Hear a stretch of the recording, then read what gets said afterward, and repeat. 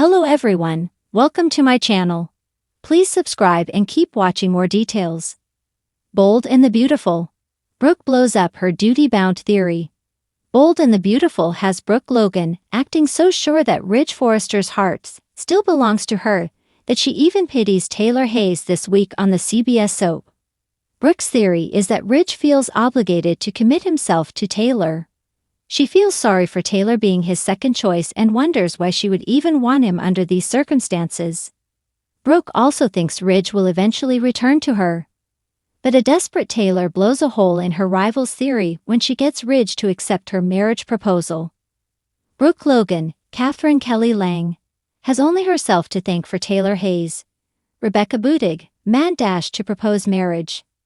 Taylor saw Brooke so sure of herself when she showed up at the Forrester mansion, unannounced on Bold and Beautiful this week. The Logan matriarch planted a seed for Taylor about Ridge Forrester's, Thorsten K. jealousy over Nick Marone, Jack Wagner. Brooke poured it on thick about how Ridge wants his Logan to stay away from Nick.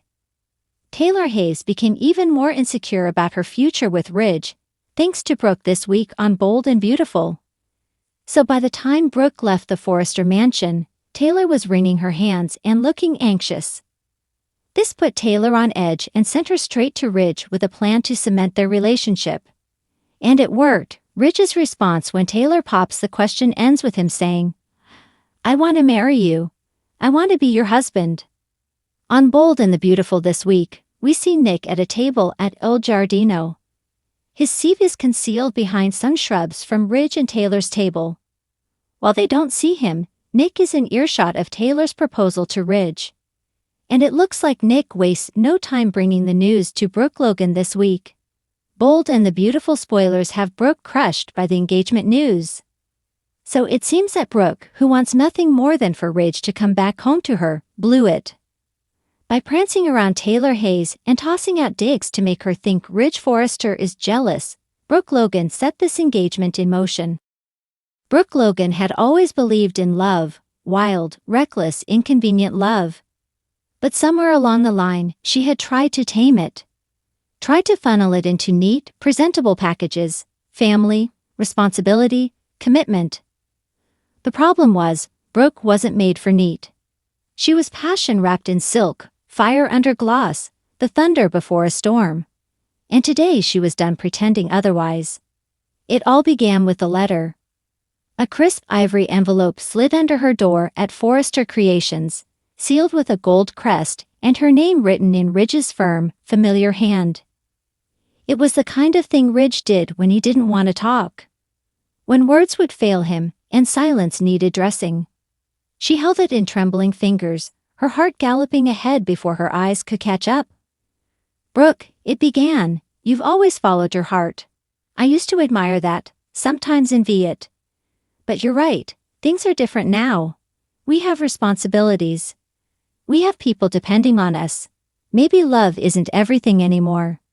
It ended with his signature and nothing more. No explanation, no apology, no "I love you." Just duty, wrapped up in logic and loss. Brooke read the letter twice. Then she laughed, a short, dry sound that startled even her. She stared at the expanse of Ridge's words, their measured distance, the quiet betrayal wrapped in respectability. That was the moment something snapped. All her life, she had been accused of being the impulsive one, the heartbreaker, the storm in a teacup. And so she had spent the last year trying to prove them all wrong. She tried to be noble, forgiving, logical. She had tried to be Steffi. But she wasn't, and she never would be. So Brooke marched into the main showroom, high heels clicking like gunfire, silk blouse fluttering like battle flags. Every eye turned. Even Hope looked up from her sketches, alarm blooming in her eyes. "Where's Ridge?" Brooke's voice rang out. Carter blinked. "He's in with Steffi and Thomas, talking about the new line." Before he could finish, she was already there, flinging open the conference room doors like a queen tired of court politics. 3 stunned faces turned toward her: Ridge, Steffi, Thomas.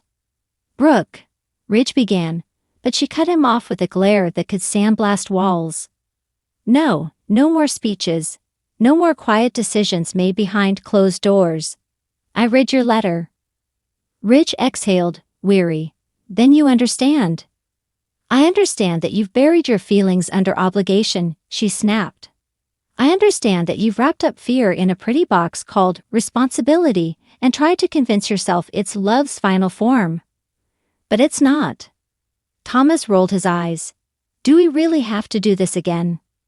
Oh yes, Brooke said, fire igniting in her spine. We do. Because for once, I'm not going to be quiet so the rest of you can feel noble. I'm done being the dutiful ex-wife, the understanding mother, the loyal co-CEO. Steffi stood, arms crossed. This isn't about duty, Brooke. This is about putting the family first. No, Steffi. This is about you wanting control. You've turned Ridge into a statue, stoic and guilt-ridden. You've convinced him that choosing passion is selfish, and he let you. Ridge shifted. That's not fair. No, it's truthful, Brooke said, voice shaking but steady. I loved you when it was inconvenient. I stood by you when it made no sense. I followed my heart even when everyone told me it would ruin me. And guess what? It made me alive. Her voice cracked, but she didn't stop.